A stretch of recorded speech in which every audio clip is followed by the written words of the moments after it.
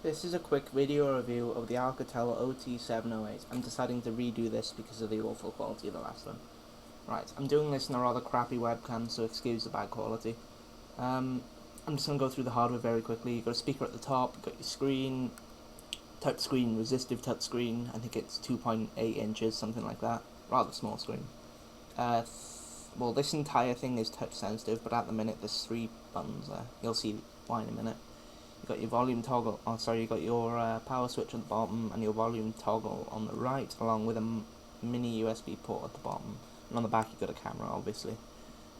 1.2 megapixel camera, it's awful. Simply, it is really bad. Right, this is your default home screen. As you can see on the left, you've got the orange widgets which come with the phone. You can drag these out, use them for whatever you want. They're pretty pathetic, if I'm honest, but for example, yeah, well, you got your weather. I haven't got that configured. Got your messages. I'm not going to go into that because I have messages.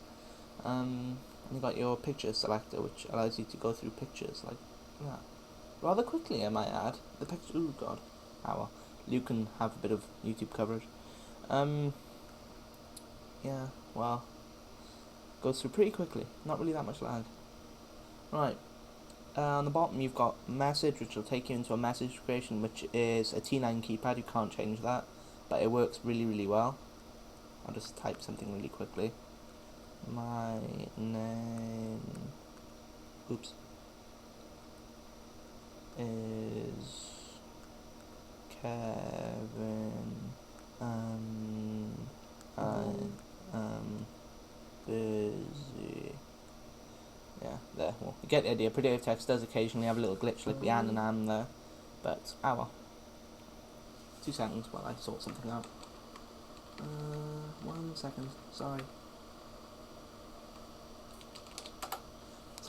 People on the computer bugging me. Right. Anyway, back to the review. I'll cut that out and edit in later. In your menu, you've got 3 panes. You've got the first pane, which you come onto, which is this. We've got messages, call register, web, profiles, calendar, and notes. To switch between them, you can either tap the orbs at the bottom, like that, or you can use the blue panel at the bottom and swipe your finger across it. Now, this is extremely sensitive. You can swipe it back and forth as fast as you want. And just to give you an idea of how sensitive this is, like, watch how small my finger moves. My finger moved about 1/4 of a centimetre. The amount it has to move by is tiny. On the left, you can use your volume toggles to skip through them. And yeah, on the first pane, you've got a file manager which manages your files. What I noticed first about this one is how responsive the operating system is. You find with the cheap touchscreen phones usually that the operating systems are very laggy, they are buggy, but this one's surprisingly well written by the looks of it, because everything's quite quick. There is a bit of lag in the calculator application, but to be honest, it's not a deal breaker considering the price. And you've got settings, basic settings. You can enable well, it's not haptic, but it is touch vibration, which makes the screen vibrate. I don't know if you can hear this, but the screen vibrates now if you tap it. Quite a strong vibration on this phone. You just turn that back off because it does my nerves. It's really annoying. You got your clock, which, well, yeah, you got a world clock, which is quite nice. You can set other things in settings. You got an alarm. Oops. You got your services which come with your SIM card. You got your Bluetooth. No, I don't activate Bluetooth. Sorry, working on this and that is hard. Got your messages, as you can see by here. Let me just check I haven't got anything.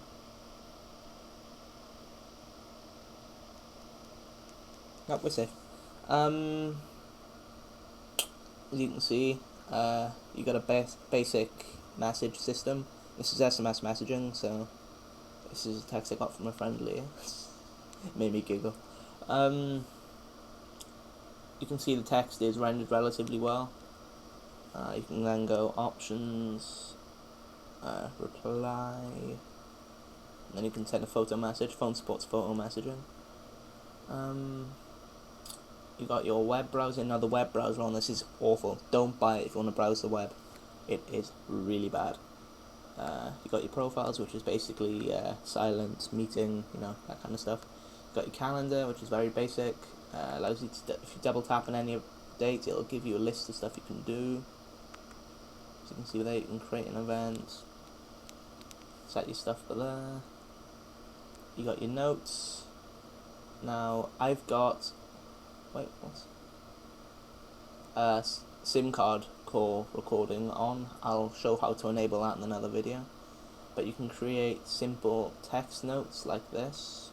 Yada yada yada. Hit OK and it'll save it. And on the third pane we have a music player, which works really well. I really like the music player on this phone. It's very nice. You can. I don't have much music on this phone because I don't use it for music. I usually use it for ebooks. But I do have some songs. For example, I have this song here. Sorry, I really couldn't read this. As you can see, the bottom of the panel transformed into arrows. You can tap to go back and forth, but there's only one song in this album. You can tap to pause and play. You got your basic EQ up the top, and yeah, that's pretty much it. You can toggle the volume here, although that is a pain in the ass because the screen is so small. And as you can see, it handles large albums relatively well.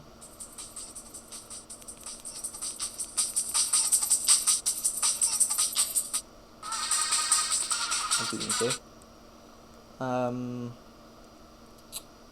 You've got your camera. Now the camera on this phone is awful. I've already said that. It is really bad. The photos it takes, they can be okay, but as you can see here, well, you can't really see, but the focus on it isn't too great. Well, focus on it is actually not bad considering the phone's price, but if the lighting is not perfect, the photos come out awful.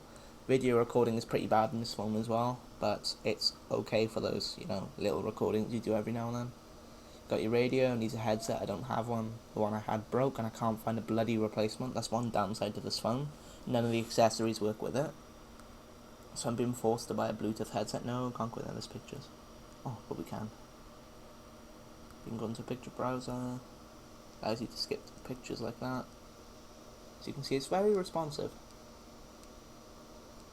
Well, it is when it wants to be. You got your weather again, and you got fun, which is basic Java applications. Nothing in there. Sorry, I'm kind of paranoid. You got your ebook reader, which lets you read basic text files, nothing too clever. As you can see, the phone is an excellent phone. I give this phone 9 out of 10 considering the price. Don't buy it if you want a smartphone though, because it is very basic. It's a very nice phone for the price. I'm happy I bought it. Oh, the battery life on this phone is by far the best battery life I've ever had on any phone. This phone hasn't been charged in like the last 2 weeks, and as you can see, there's still a lot of battery left. Now, if I'm honest, I don't really use this phone that often, but most phones will die within the first week. This one will go for weeks and weeks and weeks if you don't use it. It's incredible how good the battery life on it is. Let me just give you a quick style view before I end the video. Excuse the scratches, this thing's been through walls. Now, I'm not going to show the, well, I will show the back of the phone, but it's missing the back. The back of the phone's over the other side of my bedroom because I swapped out the batteries recently. Long story behind that. Nothing to do with the phone though. It's my fault.